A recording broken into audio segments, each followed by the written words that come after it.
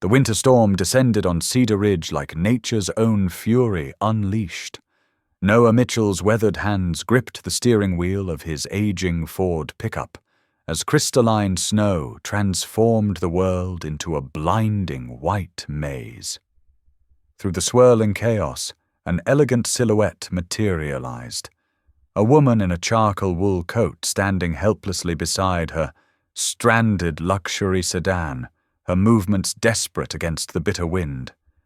He pulled over without hesitation. She slipped into his warm cabin, her designer heels clicking against worn floor mats, emerald eyes reflecting both vulnerability and unspoken gratitude. "I'm Tori," she breathed, her voice carrying traces of exhaustion and relief. The rescue felt like destiny when his 9-year-old son Mason peered up from his homework and whispered those haunting words. "Dad, she looks exactly like..." But Mason's sentence hung unfinished in the truck's intimate warmth. What Noah didn't know was that this mysterious woman would soon hold the power to change his life forever in ways he never could have imagined. 2 years of single parenthood had carved lines around Noah's 32-year-old eyes that spoke of sleepless nights and financial calculations that stretched paycheck to paycheck. Rebecca's departure still echoed through their modest cedar home like an unwelcome ghost, her final words cutting deeper than any physical wound. "I can't waste my life married to a factory worker."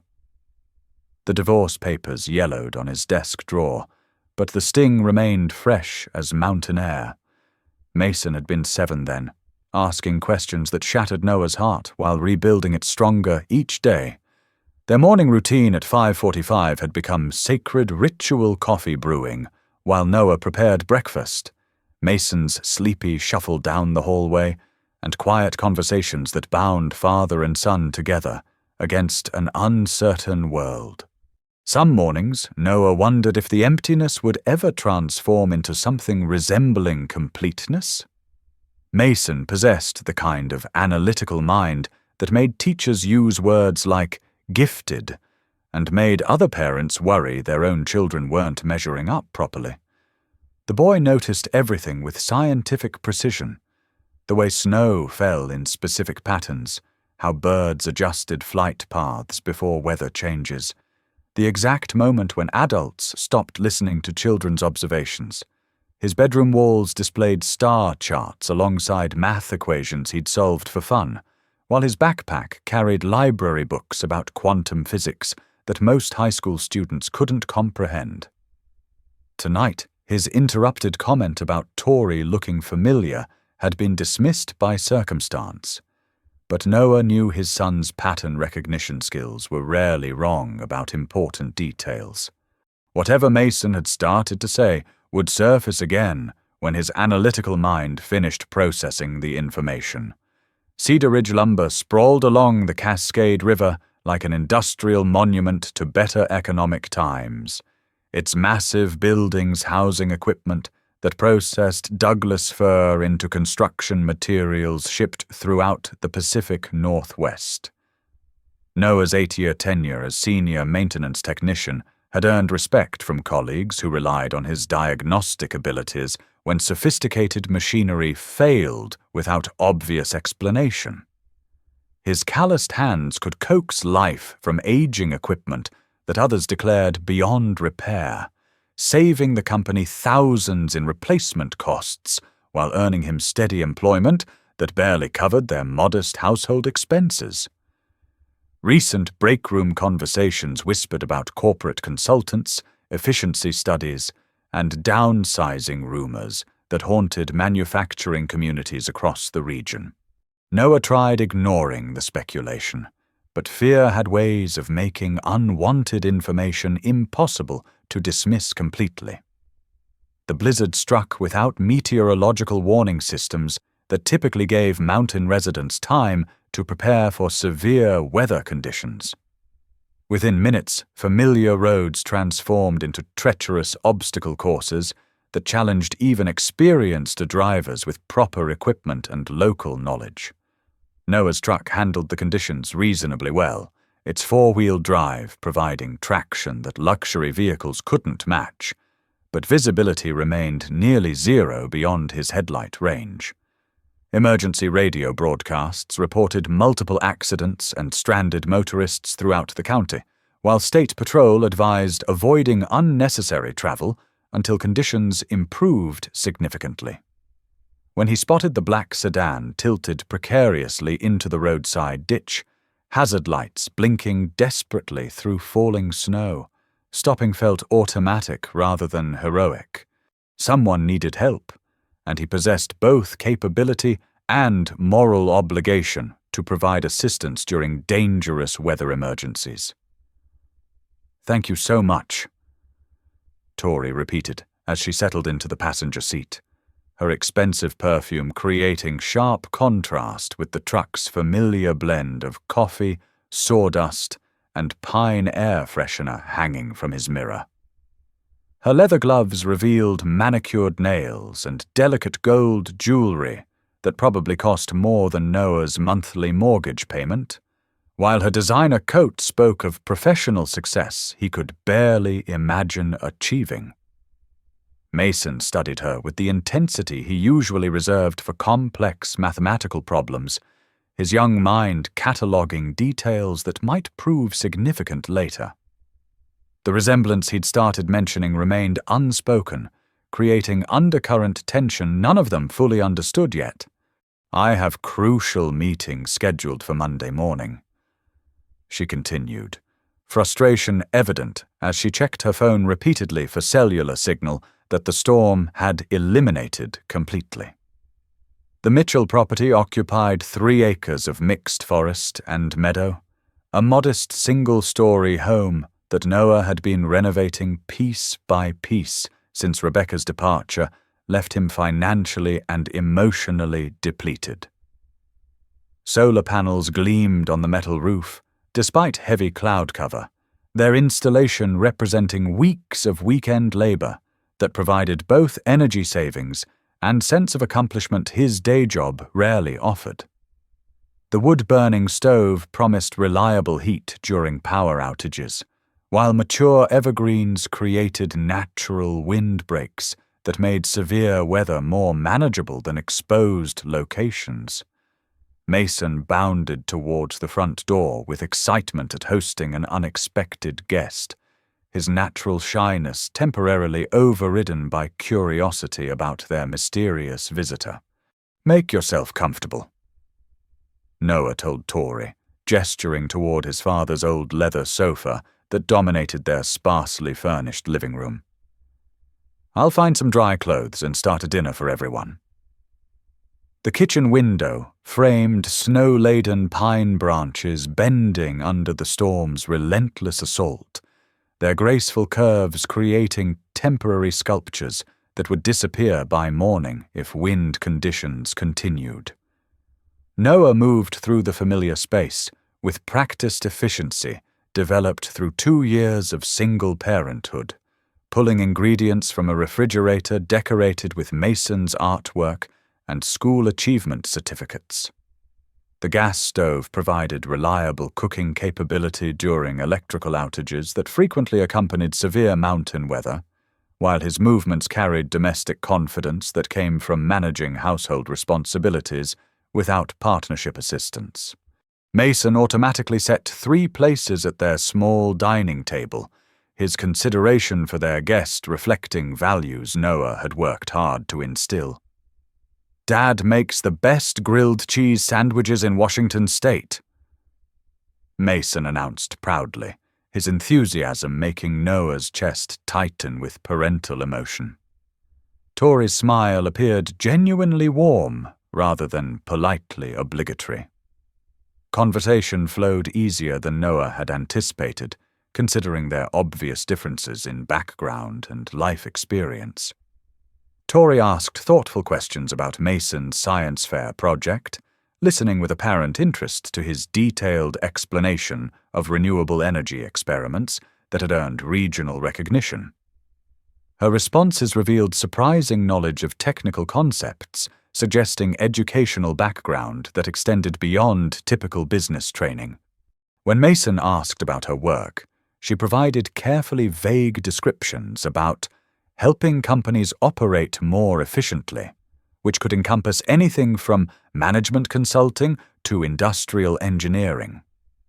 Her reluctance to share specific details felt natural rather than evasive, though Noah noticed how skillfully she redirected conversation whenever personal topics approached territory she preferred keeping private. When Mason innocently asked about children, something flickered across her features, brief shadow of pain that disappeared before Noah could interpret its meaning. The power failed completely just after 8 o'clock, plunging their home into darkness, broken only by the wood stove's orange glow and emergency candles Noah retrieved from their disaster supply kit. Mason seemed unperturbed by the outage, immediately suggesting they entertain themselves with conversation games that didn't require electricity or electronic devices. This actually feels quite peaceful, Tori admitted, accepting hot chocolate Noah prepared, using residual heat from the gas stove.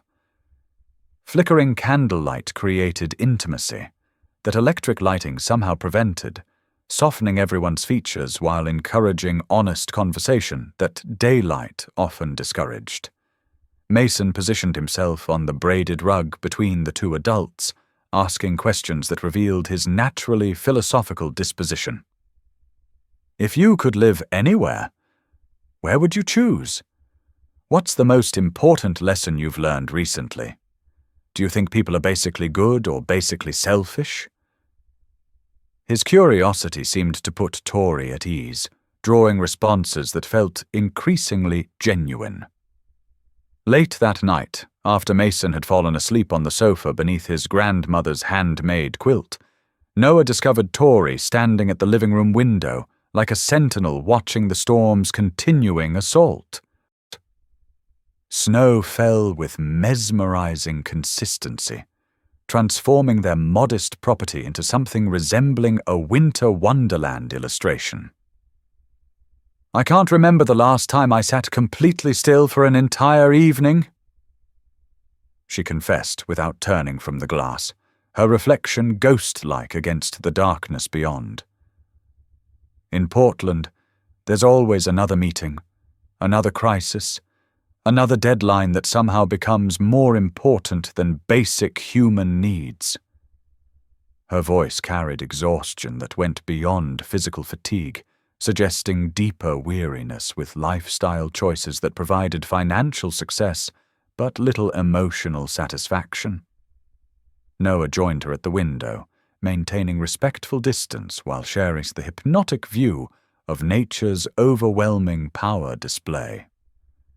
Their conversation drifted into territory Noah rarely explored, except during weekend fishing trips, when Mason's questions forced him to examine life choices more deeply. Dreams deferred indefinitely, decisions that seemed logical at the time, but felt questionable in retrospect. The overwhelming responsibility of raising a child without partnership to share both burdens and joys. Tori revealed fragments of her own struggles with surprising candor, describing demanding career that consumed emotional energy needed for personal relationships, custody arrangements that limited time with her daughter to alternating weekends, and constant pressure to prove competence in professional environments dominated by skeptical colleagues. I thought success would feel different, she admitted, her breath creating temporary patterns on cold glass. I expected achievement would fill empty spaces instead of creating new categories of loneliness I hadn't anticipated. Her honesty touched something deep in Noah's chest, awakening protective instincts he hadn't felt since Mason's birth. Sunday morning arrived gray and hushed, the storm's fury replaced by eerie calm that muffled all sound except distant dripping from overloaded tree branches. Noah woke on his improvised floor bed to discover Tori already dressed, scrolling through her phone with mounting frustration while coffee brewed automatically. Still no cellular service, she reported, genuine concern evident about professional obligations she'd missed during their unplanned extended stay. I should have been in Seattle hours ago for preliminary meetings before tomorrow's important presentation. Mason appeared in rumpled pajamas, his hair defying gravity in multiple directions, immediately brightening when he realized their guest hadn't disappeared during the night. "Can Tori stay for pancakes?" he asked with hopeful enthusiasm that made adult hearts melt despite practical scheduling concerns. The question hung in morning air like invitation to extend magic that had developed during their storm-bound evening together. Road conditions remained impassable until early afternoon, providing additional hours that felt simultaneously awkward and surprisingly comfortable for everyone involved. Tori helped Mason with weekend homework assignments, revealing impressive command of fourth-grade mathematics and unexpected patience with his methodical, problem-solving approach. Noah observed her interactions with his son, noting how naturally she understood Mason's need for logical explanations rather than simplified answers. When Mason asked about her children again, her response carried emotional control that suggested painful experience with separation. "I have a daughter about your age who's very intelligent, just like you, but she lives with her grandmother because my work requires extensive travel." The sadness underlying her careful words was barely perceptible, but Noah caught it. Something in her tone suggested this arrangement wasn't entirely voluntary. By 2 o'clock, county road crews had cleared main thoroughfares sufficiently for careful driving, though secondary roads remained treacherous for vehicles lacking four-wheel drive. Noah helped extract Tori's sedan from its precarious position, checking tire pressure and fluid levels, while she gathered belongings from his house with movements that seemed reluctant, despite obvious need to resume normal responsibilities.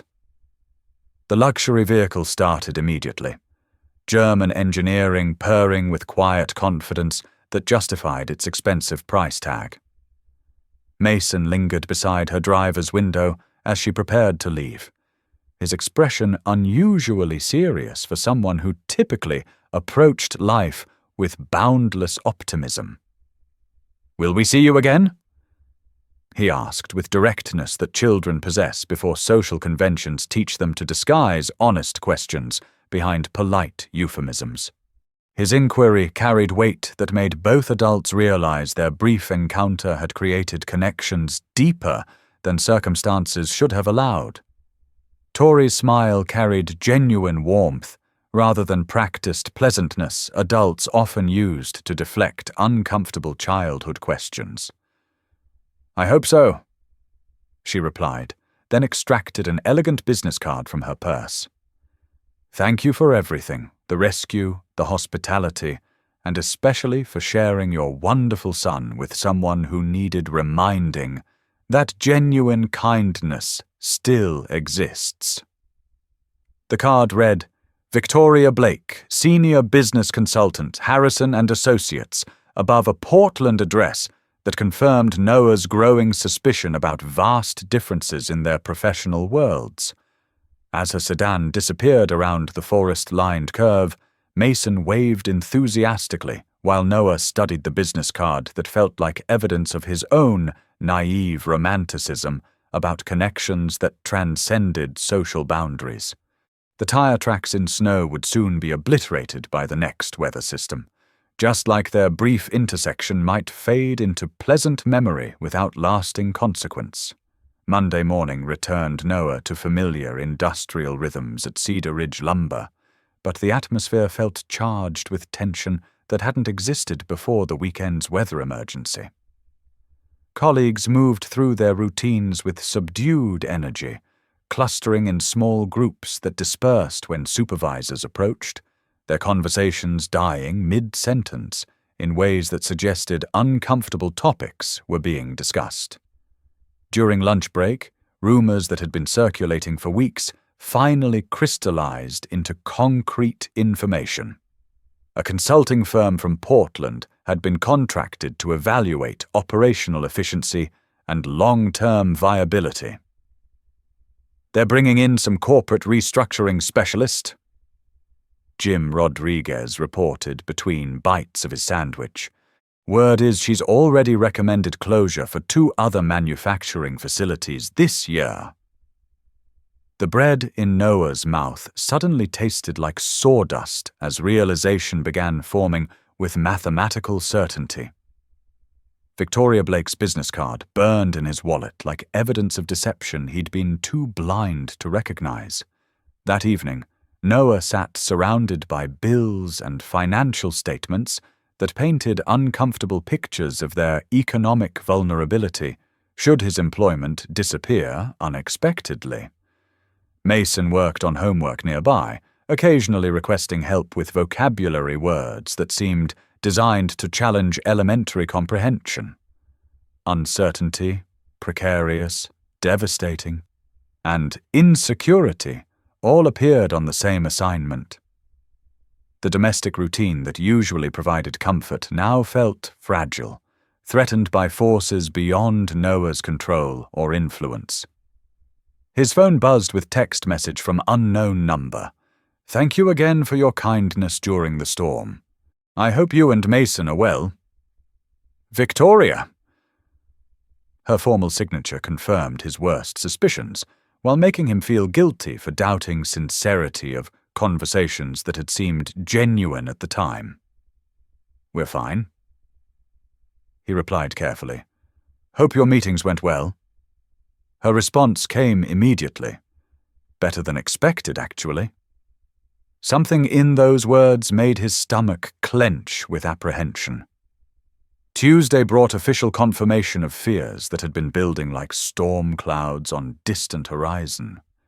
David Chen, Human Resources Director, distributed memorandums announcing mandatory all-hands meeting scheduled for the following Monday morning in the main assembly hall.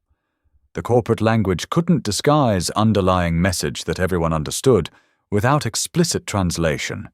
Their jobs were being evaluated by outside consultants whose recommendations would determine which families remained financially stable. Noah folded the notice carefully and placed it in his toolbox beside Victoria's business card. Physical evidence of how naive he'd been about coincidences that felt too convenient to be accidental. That night he lay awake, calculating mortgage payments and Mason's future educational expenses, trying to construct financial scenarios that didn't end in catastrophe. The week passed with agonizing slowness as workers tried maintaining normal productivity while anxiety gnawed at concentration and sleep patterns.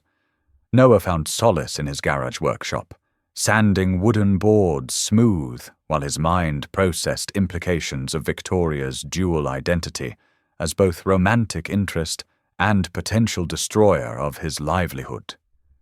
Mason seemed to sense his father's distress, offering unusual assistance with household tasks while asking fewer questions than typical for someone whose curiosity usually generated constant verbal exploration.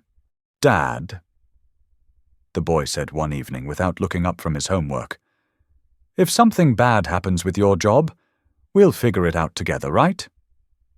His statement demonstrated emotional intelligence that broke Noah's heart, while simultaneously providing comfort that their bond could survive whatever challenges awaited. Thursday evening brought unexpected phone call that made Noah's hands shake as he recognized Victoria's voice despite cellular static. "I wanted to thank you properly for your hospitality," she said, her tone carrying professional distance that contrasted sharply with intimate conversations they'd shared by candlelight. "I remembered Mason mentioning interest in the Pacific Science Center. I thought perhaps I could arrange tickets for this weekend, if that would be appropriate."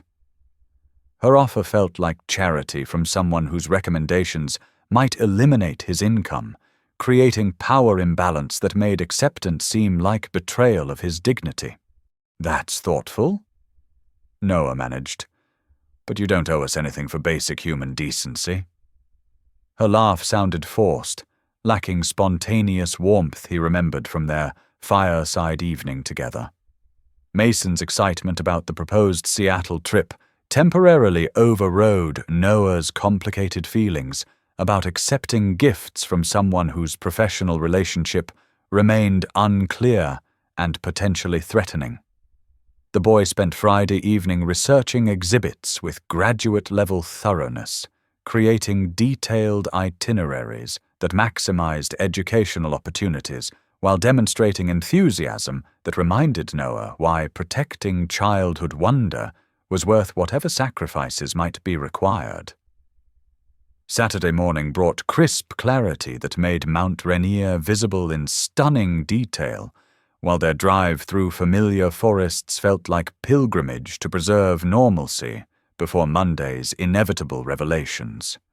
The Science Center exceeded expectations, offering interactive displays that engaged Mason's analytical mind while providing enough wonder to remind Noah that life contained possibilities beyond mere survival mode. The return journey found Mason exhausted but exhilarated, sleeping peacefully while Noah processed the day's unexpected gift and its implications.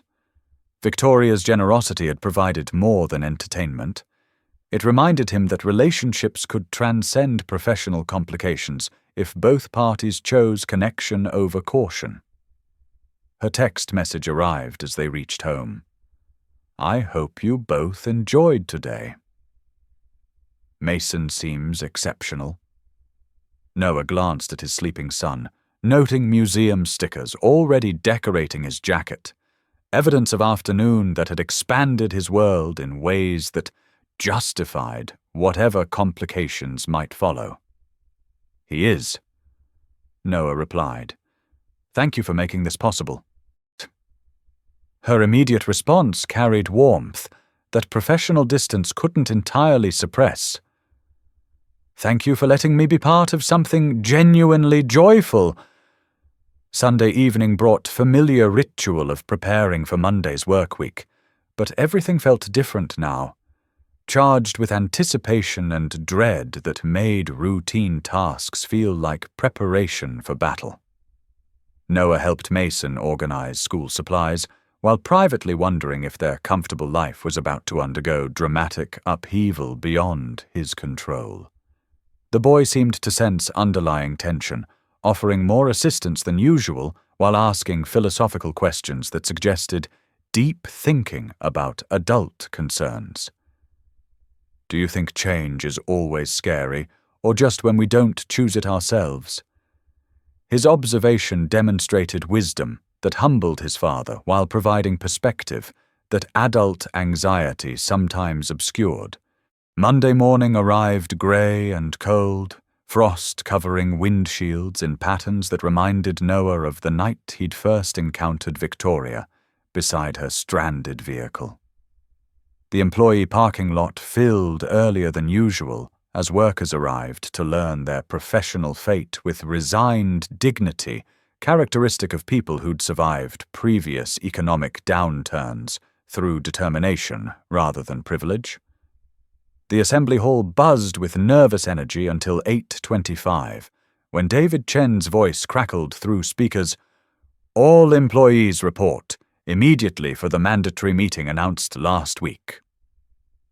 Noah found position near the back where he could observe both presentation area and colleagues' reactions to whatever information would be revealed during the next crucial hour. The hall could accommodate large gatherings, but 200 anxious workers made the space feel oppressive, despite adequate ventilation and comfortable seating. A podium had been positioned at front, flanked by easels holding covered charts that promised uncomfortable revelations about productivity statistics and operational costs. David Chen consulted his notes with nervous precision of someone delivering unwelcome news professionally, while maintaining plausible deniability about corporate decisions made in distant boardrooms. The side entrance opened to admit several people wearing expensive business attire that marked them as outsiders, their confident bearing suggesting authority over local employment decisions that would affect entire families and community stability. Noah's heart stopped as he recognized the familiar stride and professional bearing that belonged to someone he'd thought he understood under completely different circumstances. Victoria Blake entered wearing charcoal suit that transformed her into corporate representative rather than vulnerable woman who'd shared his hospitality during winter emergency. Her blonde hair was styled in severe arrangement that emphasized professional competence while minimizing suggestion of personal warmth, while her movements demonstrated complete comfort with public speaking that commanded immediate attention from everyone present. This wasn't the person who'd helped Mason with homework. This was business consultant whose recommendations could eliminate jobs and reshape entire communities according to efficiency metrics that prioritized profit over human welfare. She approached the podium with authority that left no doubt about her expertise and experience with similar presentations, adjusting the microphone while scanning the audience with neutral professionalism that gave no indication of personal recognition. When her gaze swept across Noah's section, he caught briefest flicker of acknowledgement, subtle tightening around her eyes that lasted microseconds before corporate composure reasserted itself. "Good morning," she began, her voice carrying clearly through excellent acoustics, with tone that commanded respect through competence rather than intimidation. "My name is Victoria Blake from Harrison & Associates. For the past 3 weeks, my team has conducted comprehensive analysis of Cedar Ridge Lumber's operational efficiency, market position, and long-term viability in an increasingly challenging industry environment." Her opening confirmed Noah's worst fears, while simultaneously impressing him with obvious expertise that seemed genuinely earned rather than performed for audience benefit. "I understand many of you are concerned about job security, and I want to address those concerns directly, rather than hiding behind corporate language," she continued, advancing to her first slide. Charts appeared displaying declining revenue and rising costs with mathematical precision that left no room for optimistic interpretation about their company's financial health. The numbers painted an uncomfortable picture of industry under pressure from regulations, international competition, and changing construction practices that reduced demand for traditional lumber products. Noah felt every head in the room processing identical realization. Their livelihoods hung in balance of this woman's professional judgment. "Based on our analysis," Victoria continued with voice maintaining professional neutrality despite delivering information affecting 200 families, "we've identified 3 possible approaches for addressing these financial challenges." The next slide revealed options ranging from complete closure to massive workforce reduction, each accompanied by projected savings and implementation timelines that treated human employment as statistical variables rather than individual stories of mortgages, children's education, and retirement planning. Noah's stomach churned as he processed implications of each scenario, none offering hope for maintaining current staffing levels or preserving community stability that depended on Cedar Ridge Lumber as their region's primary employer. "However," Victoria said, and something in her tone made the entire audience lean forward with desperate attention, "our research has revealed significant untapped potential within your existing workforce that suggests a 4th alternative." The slide changed to display productivity statistics Noah didn't recognize, though several numbers seemed surprisingly favorable compared to industry standards. Cedar Ridge Lumber possesses human resources that are underutilized due to outdated management structures and insufficient investment in employee development. Her words carried growing confidence as she outlined discoveries that apparently surprised even her consulting team's initial expectations. The presentation evolved into detailed analysis of individual contributions that had been overlooked by previous management evaluations, including innovations, cost savings, and process improvements that demonstrated creative problem-solving throughout their workforce. Victoria spoke knowledgeably about specific maintenance techniques and workflow optimizations that revealed extensive research into daily operations rather than superficial consulting generalizations. When she mentioned Noah by name as example of undervalued talent, identifying him as someone who'd prevented costly equipment failures through mechanical ingenuity, he wanted to disappear, while every head turned to locate the worker whose contributions had impressed corporate consultants enough for public recognition. "Our recommendation," Victoria announced as her presentation reached climax, "is comprehensive workforce development and facility modernization that would position Cedar Ridge Lumber as regional leader in sustainable manufacturing while preserving current employment levels and creating advancement opportunities that haven't existed under previous structures." The proposal involved significant capital investment and extensive training that seemed almost too optimistic after weeks of expecting massive layoffs. Noah stared at her in amazement, wondering whether professional competence or personal connection had influenced recommendations that would preserve his job while potentially advancing his career beyond anything he'd imagined possible. Questions from the audience revealed cautious optimism mixed with skepticism born from experience with corporate promises that failed to materialize. But Victoria's responses demonstrated thorough preparation and realistic understanding of implementation challenges. She acknowledged obstacles while projecting confidence in Cedar Ridge workers' ability to adapt and take advantage of educational opportunities that would enhance professional skills. When someone asked about timeline, her answer included specific milestones and performance metrics that suggested genuine commitment to following through rather than simply collecting consulting fees and disappearing.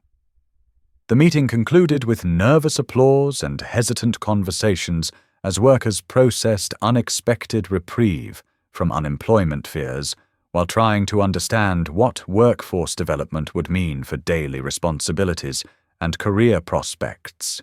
Victoria packed materials efficiently while the hall gradually emptied, leaving Noah torn between approaching her directly and avoiding confrontation that might complicate professional relationship now that he understood her true role in determining his family's future. When she looked up and made direct eye contact across the diminishing crowd, her expression carried something that might have been invitation or apology. He couldn't distinguish which emotion dominated her carefully controlled features. Noah approached slowly, work boots echoing against concrete with each reluctant step toward conversation that could clarify or destroy whatever personal connection had developed during that storm-bound weekend. "Victoria," he said when he reached speaking distance, testing her real name while studying her face for signs of vulnerable woman who'd stood at his window watching snow fall. The corporate styling created distance that hadn't existed when she wore his sweatshirt, but her green eyes remained unchanged beneath the transformation. "So, the consultant who just saved 200 jobs and the woman who needed shelter, they're the same person." His observation carried weight of realization that had been building since she'd entered, wearing authority like protective armor. She nodded slowly, her fingers adjusting papers unnecessarily, while searching for words that could bridge the gap between intimate weekend and professional revelation that changed everything they'd shared. "I should have told you when I realized you worked here," she admitted, voice carrying regret that seemed genuine despite controlled environment discouraging emotional displays. But once I understood the connection, explaining seemed impossible without making our interaction appear manipulative. I did it at.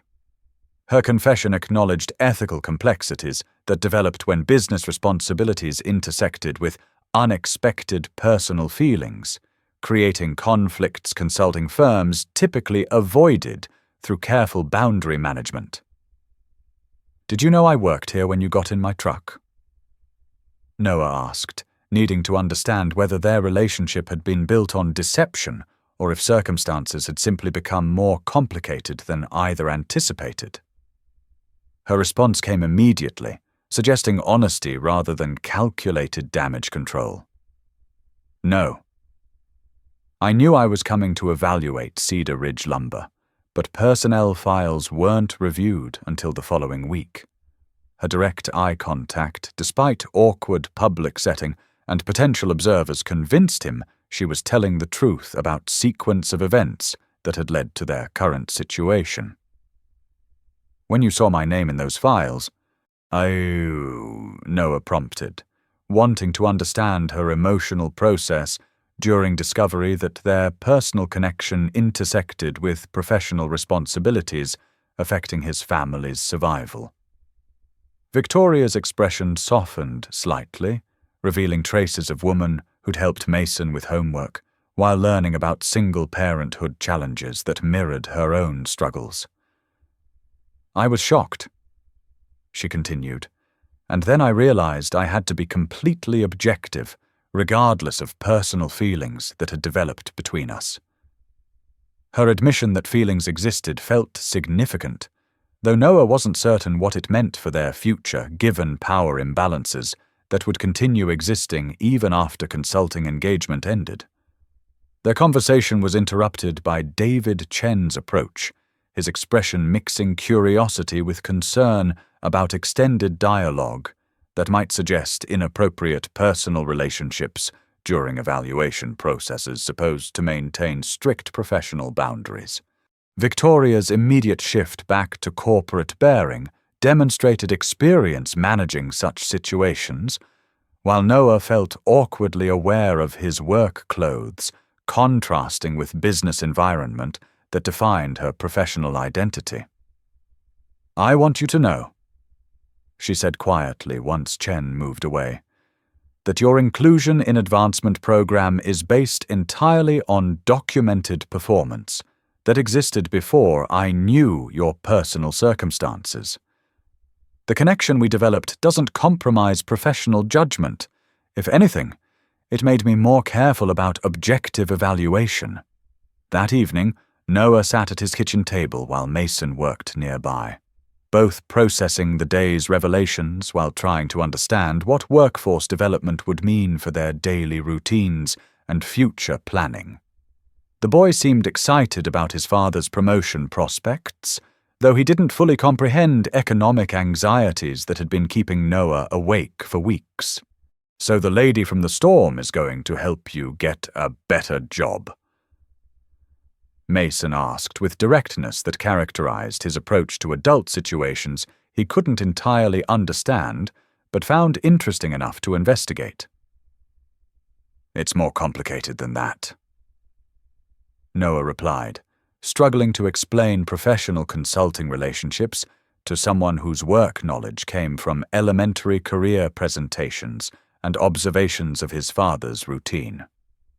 The following weeks brought changes that transformed Cedar Ridge Lumber from struggling operation into something approaching efficiency, with new equipment installations proceeding ahead of schedule, while training programs introduced techniques that had been theoretical until implementation made them practical. Noah's promotion to shift supervisor came with salary increases that significantly improved their household budget, while providing opportunities to influence safety standards and productivity that affected colleagues' daily experiences. Mason's excitement was infectious, though Noah remained cautiously optimistic about sustainability of changes that seemed almost too positive to maintain permanently. Victoria's presence at the facility became routine as implementation progressed, her competence evident in coordination of complex logistics, while personal warmth emerged in conversations with workers who initially viewed outside consultants with suspicion, but gradually accepted her genuine interest in their expertise. Noah found himself anticipating these interactions despite awkward professional context, noting how she remembered details about Mason's projects and asked thoughtful questions about his adjustment to increased responsibilities that demonstrated investment in their welfare beyond contractual obligations. 3 months later, Noah received unexpected call during lunch break, Victoria's voice sounding different, less formal than recent workplace conversations, but more cautious than pre-revelation intimacy had allowed. "My consulting work with Cedar Ridge is concluding ahead of schedule due to successful implementation," she began, word choice suggesting careful consideration of privacy concerns governing their communication. "This means I'll no longer have direct professional authority over your career advancement." The implications created possibilities that had been ethically complicated during active engagement, though Noah wasn't certain whether resuming personal relationship was advisable given power imbalances that would continue existing. "What does that mean for us?" he asked directly, preferring honest conversation over diplomatic ambiguity that might prolong uncertainty about whether they could explore feelings that had been developing despite professional constraints. Victoria's pause suggested she was weighing personal desires against practical concerns about maintaining professional reputation. "It means I'd like to take you and Mason to dinner this weekend, if you're interested in spending time with someone who cares about you personally, rather than professionally," she said carefully. Her invitation crossed boundaries that had been maintained for months while offering opportunity to rediscover connection that had been complicated by corporate responsibilities. "We'd like that," Noah replied impulsively, recognizing that romantic relationships between people from different social classes required navigation of cultural differences that might prove challenging. "Mason asks about you regularly. He's been wondering why you stopped visiting." His mention of his son's attachment added emotional weight, while highlighting parental responsibilities that would influence romantic decisions about future partnership and family structure. The weekend dinner revealed how much they'd both been thinking about each other during months of professional distance, with conversation flowing easily despite restaurant setting requiring more careful management of personal disclosure than candlelit conversations had demanded. 6 months later, Victoria's relocation from Portland to Seattle created opportunities for regular interaction while maintaining consulting career that provided intellectual stimulation and financial independence she'd worked years to achieve. Weekend visits became anticipated events that Mason looked forward to with excitement, while Emma's alternating stays created blended family dynamics requiring patience and flexibility from all participants. The children's friendship developed around shared scientific interests and creative projects that utilized Noah's workshop space and Victoria's problem-solving expertise, their easy camaraderie suggesting natural compatibility that couldn't be forced or manufactured. The house that had felt too quiet after Rebecca's departure gradually filled with new sounds. Emma's laughter during visits, Victoria's voice reading bedtime stories with dramatic flair that engaged both children, and adult conversations ranging from work challenges to parenting strategies to long-term planning that acknowledged their commitment to building sustainable partnership despite ongoing complexity. Noah's workshop expanded to accommodate projects for 2 children, while Victoria discovered unexpected satisfaction in domestic routines that provided emotional grounding her professional success couldn't supply independently. "Do you think we're being realistic?" Victoria asked one evening, while watching Mason and Emma collaborate on an elaborate science project that threatened to consume their entire kitchen table. They'd been discussing marriage with practical approach of adults who understood that good intentions required structural support to survive pressures from career demands, parenting responsibilities, and personal growth that might lead in different directions. Two people from different professional backgrounds, trying to coordinate children's schedules while maintaining individual careers. It sounds overwhelming when I list all the variables we're managing simultaneously. Her concern was valid, though Noah felt optimistic about their proven ability to navigate complications successfully. The wedding occurred during late spring, when mountain wildflowers created natural decoration that surpassed anything professional planners could provide. Mason served as best man with dignity that made Noah's chest tight with pride, while Emma scattered petals with scientific precision that entertained guests. Victoria wore simple dress that emphasized natural beauty without competing with forest landscape, while vows they'd written emphasized partnership over romance and daily commitment over wedding promises. Their confidence was justified by months of testing compatibility through practical challenges that revealed both strengths and limitations, while confirming mutual dedication to collaborative problem-solving, rather than allowing difficulties to create permanent distance between them. 2 years later, their household had developed routines balancing individual needs with family responsibilities, while accommodating Emma's transitions, Mason's increasing independence, and Victoria's professional evolution toward regional clients over national travel.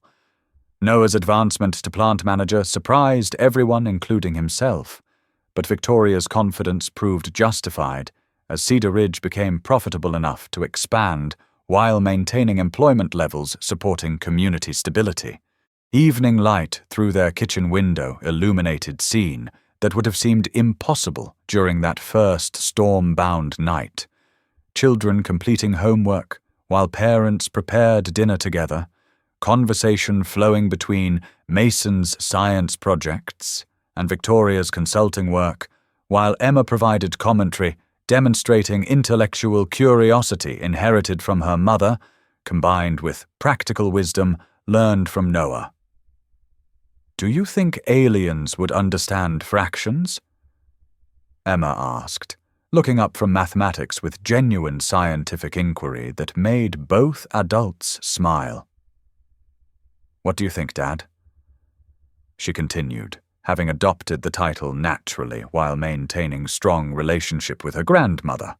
Noah considered her question seriously, noting how Victoria's expression softened when hearing their daughter include him in intellectual discussions. "I think any species intelligent enough to develop interstellar travel would definitely understand mathematical concepts," he replied thoughtfully. "But they might be confused by homework on Friday evenings when they could be outside observing constellations instead." His response invited family negotiation that had become their preferred method for handling minor conflicts discussion, including everyone's perspective while maintaining adult authority when necessary.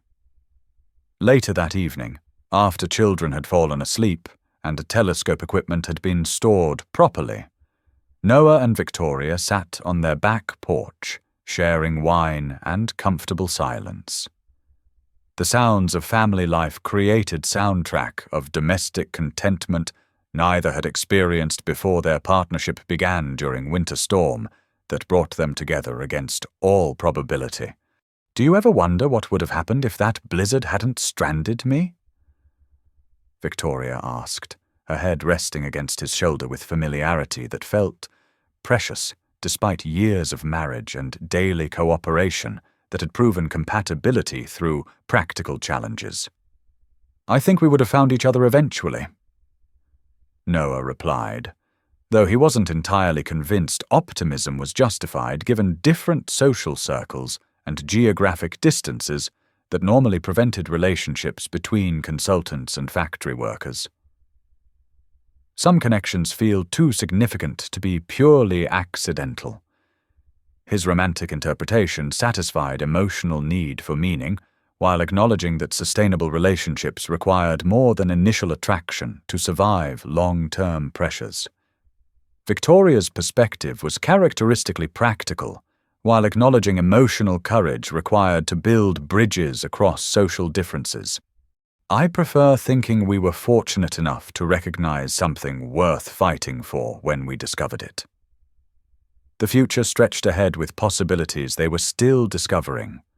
Emma's permanent relocation, pending custody modifications, Mason's high school transition with academic support from two parents who valued education, and Victoria's continued evolution from traveling consultant to community member whose expertise served regional development while allowing family responsibilities to take precedence when conflicts arose.